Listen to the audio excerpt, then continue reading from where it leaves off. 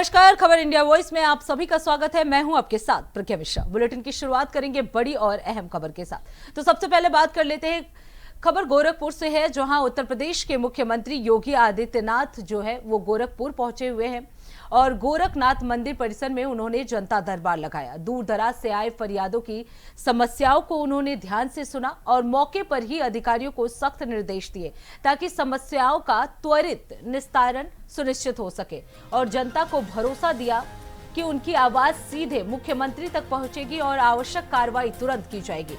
इस कार्यक्रम में प्रशासनिक और आम जनसंपर्क दोनों ही दृष्टि से महत्व देखा गया।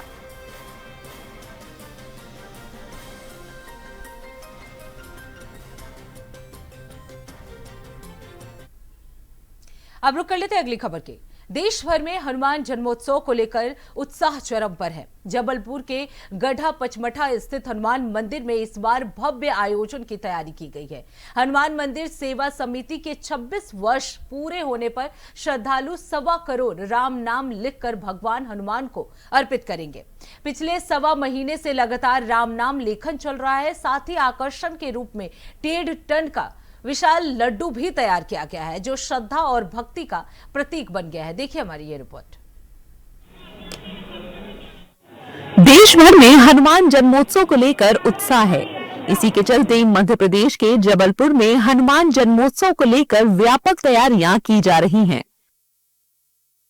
गढ़ा पचमढ़ा स्थित हनुमान मंदिर में इस बार आयोजन काफी भव्य बनाने की तैयारी है। दरअसल यहाँ की हनुमान मंदिर सेवा समिति के 26 साल पूरे होने के मौके पर हनुमान जी को 1.25 करोड़ राम नाम लिखित रूप से अर्पित किए जाएंगे। इसके लिए समिति के सदस्य पिछले 1.25 महीने से लगातार राम नाम लेखन कर रहे हैं। साथ ही हनुमान जी के लिए 1.5 टन का लड्डू भी बनाया गया है। भैया, इस बार हनुमान जन्मोत्सव पे हम सबकी समिति वालों ने मिलके ये निष्कर्ष निकाला है कि भगवान जी को कुछ ऐसा अर्पण किया जाए जिसमें भक्तिमय भी होना चाहिए और वातावरण भी वैसा होना चाहिए। तो इतने 1.25 करोड़ पेज हमने लिख के जो राम नाम का भगवान जी को अर्पण किया है। और ये जो आप महालड्डू देख रहे हैं, ये विगत 4-6 सालों से तो 1 टन का बन रहा था, लेकिन इस वर्ष 1.5 टन का बना है। और इसको बनाने में बहुत मेहनत लगती है, बाहर से कारीगर आते हैं, यहाँ के लोगों का भी सहयोग है, तो हम सब मिलके ये लड्डू बना रहे हैं। मंदिर समिति के सदस्यों के अलावा बच्चे युवा बढ़ चढ़कर राम नाम लिखने में सहयोग कर रहे हैं। छात्रा आस्था ने बताया कि वो सभी मिलकर 1.25 करोड़ राम नाम लिख चुके हैं। ये हम लोग नवरात्रि के पहले से ही लिखना स्टार्ट किए थे। हम लोग ने बहुत सारे पेज 11 से ज्यादा हम लोग ने बहुत सारे लिख चुके हैं। हल्का हनुमान जन्मोत्सव उसकी तैयारी के 1.25 करोड़ हम लोग ने नाम लिख लिए हैं। और भी सजावटें और भी हो चुकी हैं और हो गई हैं, इसलिए हम लोग इस जन्मोत्सव की तैयारी कर रहे हैं। इसी से सब कुछ सजेगा। इस आयोजन की खास बात ये भी है कि इसमें सभी उम्र के लोगों की भागीदारी है। 3 साल के बच्चों से लेकर 96 साल की बुजुर्ग महिला ने राम नाम लिखकर अपनी आस्था व्यक्त की है। समिति द्वारा इन लिखित पुस्तिकाओं को मंदिर परिसर में गैलरी के रूप में सजाया गया है, जो श्रद्धालुओं के आकर्षण का केंद्र बनी हुई है। क्षेत्र में उत्सव जैसा माहौल है और बड़ी संख्या में श्रद्धालुओं के शामिल होने की संभावना है। अब रुक कर लेते हैं अगली खबर की। प्रयागराज में श्री बड़े हनुमान जी मंदिर के महंत बलवीर गिर महाराज ने बताया कि चैत्र माह की पूर्णिमा के अवसर पर मंदिर में बड़े ही हर्ष और उल्लास के साथ उत्सव मनाया जा रहा है। उन्होंने कहा कि ये पर्व सुबह 2 बजे भगवान हनुमान के महाअभिषेक से शुरू होता है। इस दौरान श्रद्धालुओं की भीड़ मंदिर में जुटती है और विशेष पूजा अर्चना में लोग भाग लेते हैं। महंत बलवीर गिर महाराज के अनुसार ये पर्व भक्तों के आध्यात्मिक महत्व और आनंद का प्रतीक है। उत्सव के दौरान विभिन्न धार्मिक कार्यक्रम और भजन कीर्तन भी आयोजित किए जाते हैं, जो माहौल को और भक्तिपूर्ण बना देते हैं। देखिए हमारी ये खास रिपोर्ट।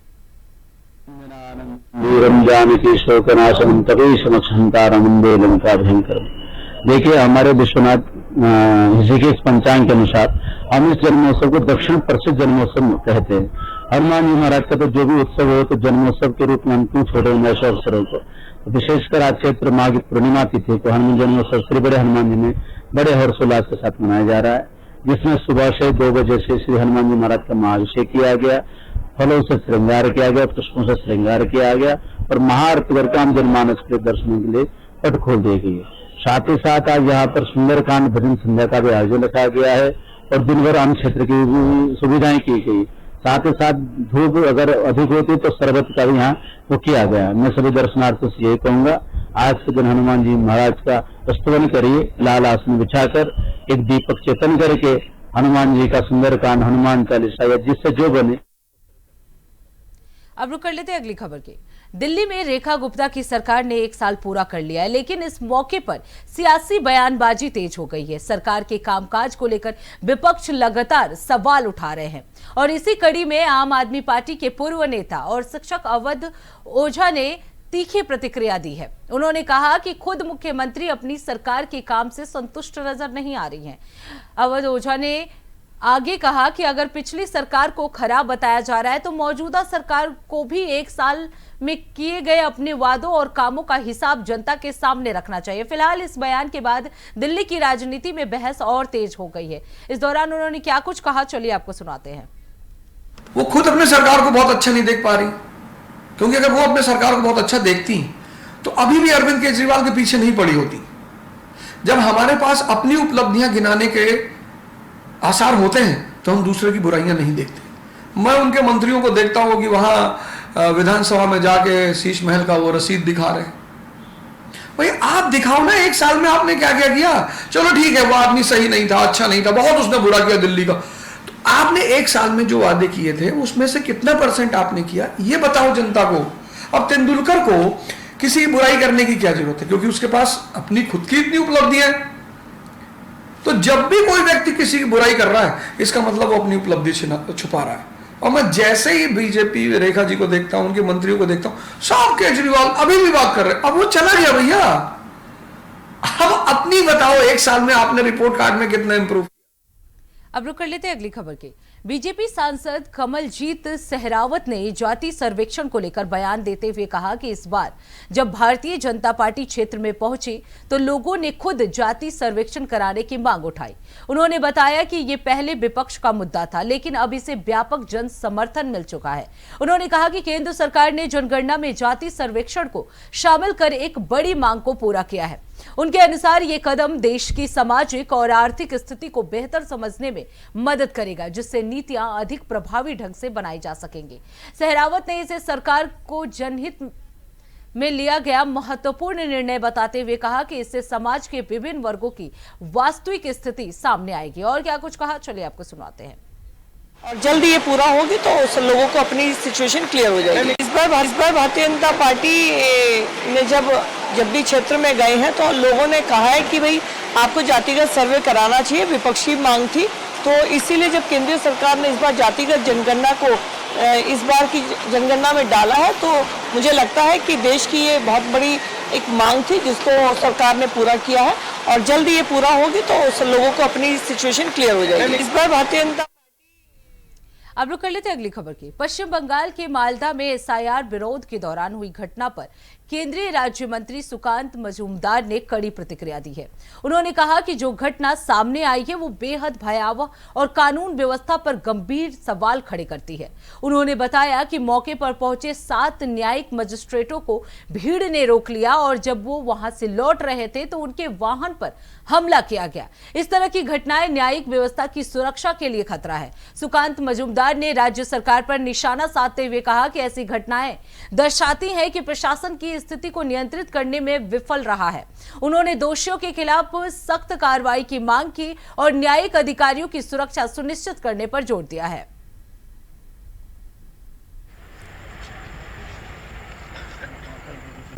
देखिए, जो घटना घटी है वो सबको भयभीत कर देने वाली घटना है।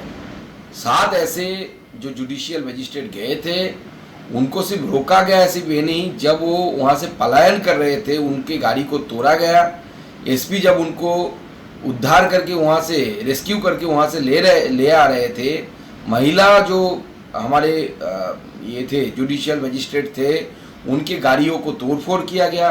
कॉन्वॉय ना जा पाए इसके लिए वहाँ पे रास्ते के अंदर बांस डाले गए, बम्बू डाले गए कि कॉन्वॉय आगे ना बढ़े।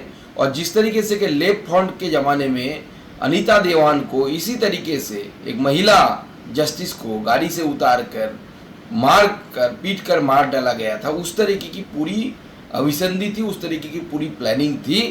और ममता बनर्जी का जो लगातार जो उसकाना, 1 सेकंड वाला उसकाना, उनका जो बयान, वो बयान इसके पीछे जिम्मेदार है। अब रुक कर लेते हैं अगली खबर की। मध्य प्रदेश के इंदौर में मानव तस्करी जैसे गंभीर मुद्दे पर 1 दिवसीय सेमिनार आयोजित किया गया। पुलिस आयुक्त संतोष कुमार सिंह ने बताया कि इस कार्यक्रम का उद्देश्य इस अपराध की जड़ों को समझना और उससे निपटने के प्रभावी उपायों पर चर्चा करना है। उन्होंने कहा, इस सेमिनार में देश भर से ऐसे विशेषज्ञों को आमंत्रित किया गया है जिन्होंने मानव तस्करी के खिलाफ काम करते हुए गहरा अनुभव हासिल किया। ये विशेषज्ञ अपने अनुभव, रिसर्च और रणनीतियों को साझा करेंगे, जिससे पुलिस और अन्य एजेंसियों को बेहतर दिशा मिल सके। इस पहल का मकसद जागरूकता बढ़ाना, समन्वय मजबूत करना और मानव तस्करी के खिलाफ सख्त कार्रवाई को और प्रभावी बनाना है। जो ह्यूमन ट्रैफिकिंग विषय है, इस पे आज दिन भर का सेमिनार आयोजित किया गया और इसमें हम लोगों ने बाहर से हमारे जो गेस्ट जो इस विषय को समझते हैं, इस विषय पे काफ़ी क्लोजली उन्होंने कार्य किया है ऑल इंडिया लेवल पे, उनको भी आमंत्रित किया है। जो हमारे एक्स IPS ऑफिसर हैं डॉक्टर PM नायर साहब हैं, इसमें हमने एकेडमिक्स फील्ड से भी लोगों को लिया है और जो NGOs जो कार्य कर रहे हैं इस क्षेत्र में उनके लोग भी हैं। हमारे सभी ऊर्जा डेस्क जो हम प्रत्येक थानों में चलाते हैं, हमारे महिला अधिकारियों पे, उनके जो प्रभारी हैं वो हैं, हमारे सभी सीनियर ऑफिसर्स हैं। इस पूरे विषय को समझते हुए और इसमें जो डिफरेंट इसके एस्पेक्ट्स हैं और कहाँ से इस क्राइम की उत्पत्ति होती है और कैसे जो रेगुलर अपराध होते हैं, कई बार जो हमारी बच्चियां गायब हो जाती हैं, फिर हम उनको रिकवर करते हैं, उसमें हम केस रजिस्टर करके फिर उसमें आगे की जो कार्रवाई करते हैं, तो कैसे उसमें इस एंगल को समझना है, किस प्रकार से ह्यूमन ट्रैफिकिंग एस्पेक्ट कैसे काम करता है, कौन ये क्रिमिनल्स है, ऑर्गेनाइज्ड गैंग्स इसमें कैसे कार्य करते हैं। तो फिलहाल रुकते एक छोटे से ब्रेक के लिए, ब्रेक के बाद जल्द लौटेंगे। देखते रहिए इंडिया वॉइस। तो ब्रेक के बाद एक बार फिर आप सभी का स्वागत है। रुक कर लेते हैं खबरों की ओर। महाराष्ट्र के पुणे में मंत्री प्रकाश राव अबीतकर ने स्वास्थ्य योजनाओं को लेकर जानकारी दी है। उन्होंने कहा कि राज्य सरकार की महत्वाकांक्षी महात्मा फूले जन आरोग्य योजना और केंद्र सरकार की आयुष्मान भारत के तहत लोगों को मुफ्त स्वास्थ्य सेवाएं उपलब्ध कराई जा रही हैं। उन्होंने बताया कि इन योजनाओं का उद्देश्य आर्थिक रूप से कमजोर और जरूरतमंद लोगों को बेहतर इलाज की सुविधा देना है, ताकि कोई भी व्यक्ति पैसों की कमी के कारण इलाज से वंचित ना रहे।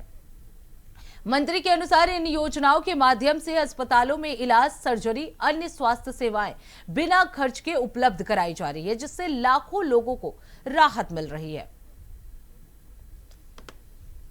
भी हॉस्पिटल में अच्छी सर्विसेज देने के लिए हम लोग उनको अच्छी चार्जेस देते हैं। 1 भी रुपया अगर आज पुणे शहर में महात्मा फुले आरोग्य योजना जो हमारी सरकार की महत्वाकांक्षी योजना है, साथ ही साथ आयुष्मान भारत योजना की केंद्र सरकार की योजना है, जिसके माध्यम से सभी लोगों को दर्जेदार और मुफ्त में हम लोग आरोग्य की सेवा देते हैं। 2300 ऑपरेशन जो है मुफ्त में हम करते हैं। इस योजना का अच्छी तरह से हम लोगों को इम्प्लीमेंटेशन करना है, लोगों को अच्छी तरह से इसकी सेवा देना है। इसके लिए एक मीटिंग हम लोगों ने रखी थी। पुणे के साथ साथ 6 या 7 डिस्ट्रिक्ट के सभी डिस्ट्रिक्ट कोऑर्डिनेटर और वहाँ के सभी हमारे ऑफिसर्स थे।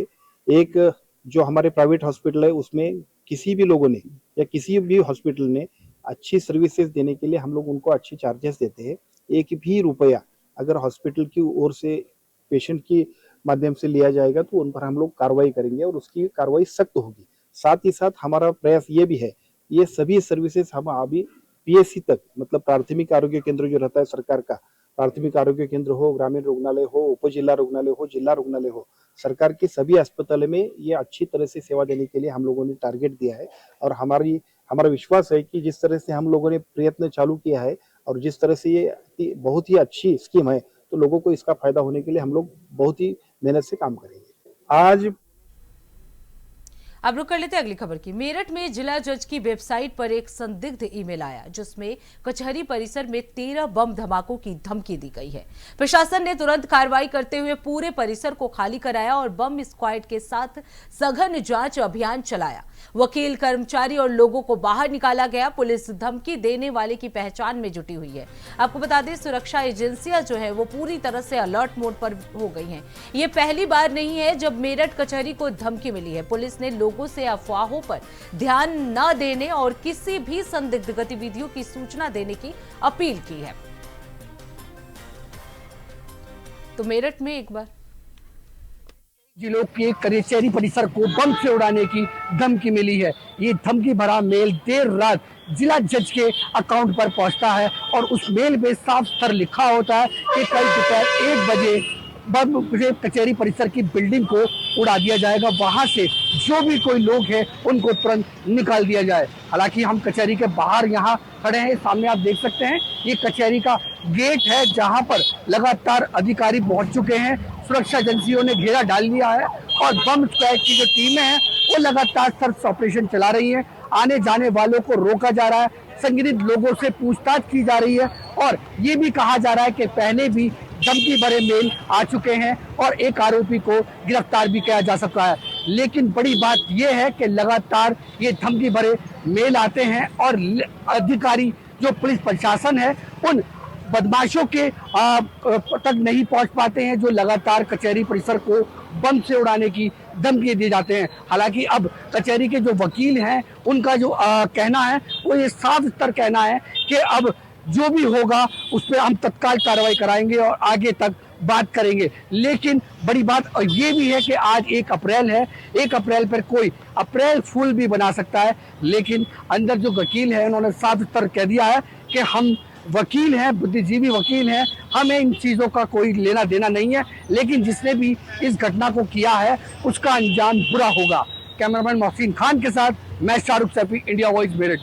आज मेरठ में माननीय न्यायालय के ईमेल पर एक धमकी वाला मेल आया था, जिसकी गंभीरता को देखते हुए इसमें एडिशनल एसपी अंतरिक्ष जैन के नेतृत्व में COLIU के साथ एक सघन चेकिंग अभियान चलाया गया था, जिसमें डॉग स्क्वाड, बॉम्ब स्क्वाड इत्यादि शामिल थे। इसमें सभी लोगों की चेकिंग की गई है। इसमें पूरे न्यायालय परिसर की चेकिंग की गई और जो हमारे एडवोकेट्स हैं उनके चैम्बर्स के आसपास भी चेकिंग कराई गई थी और इसमें अभी तक कोई ऐसा संदिग्ध वस्तु या कोई ऐसा आदमी नहीं मिला है। और जो आसपास के लोग निकल रहे हैं उन सभी की चेकिंग कराई गई है। जो CCTV फुटेजेस हैं उनको देखा जा रहा है। इसके साथ ही साथ जो हमारे ईमेल आई है उसके लिए हमने साइबर टीम गठित की है जो इसकी पूरा इसमें जांच कर रही है। पूर्व में भी जो ईमेल आए हैं उनकी जांच प्रचलित है और उसको भी इसी के साथ जोड़कर देखा जाएगा। इसमें जो भी तथ्य सामने आएंगे तो उसके अनुसार इसमें आवश्यक कार्रवाई की जाएगी। देखिए, ये जो सूचना ये कल रात जिला जज महोदय के पे ईमेल आया था।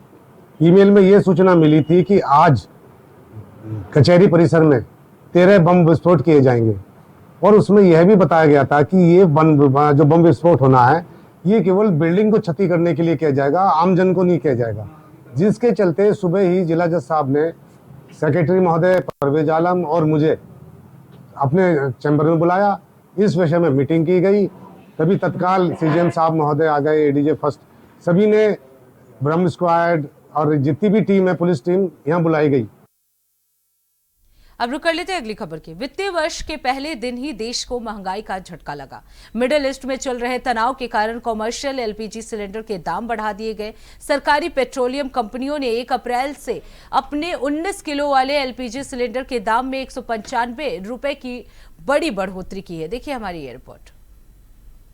ये पहले दिन ही देश को महंगाई का झटका लगा है। मिडिल ईस्ट में चल रहे तनाव के कारण कॉमर्शियल LPG सिलेंडर के दाम बढ़ा दिए गए हैं। सरकारी पेट्रोलियम कंपनियों ने 1 अप्रैल से अपने 19 किलो वाले LPG सिलेंडर के दाम में 195 रुपए 5 पैसे की बड़ी बढ़ोतरी की है। कमर्शियल गैस पर 2026 में कितने दाम बढ़े हैं समझिए।